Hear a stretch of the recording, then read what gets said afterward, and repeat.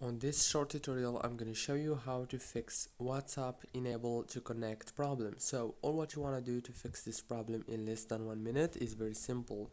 Open the settings on your phone and then go to the apps manager. Open the apps and then go to the WhatsApp app. Now on this page you will find the app informations. All what you want to do here is very simple. Click on force stop and then click on the storage. Click on clear cache and go back again. Click on the permissions and make sure that every permission right here is enabled. Go back again, click on the data usage and then disable the roaming data. Now one last thing you want to do is go back to the settings, click on the wireless and networks and then enable the airplane mode and disable it again. That's it guys, very easy and simple.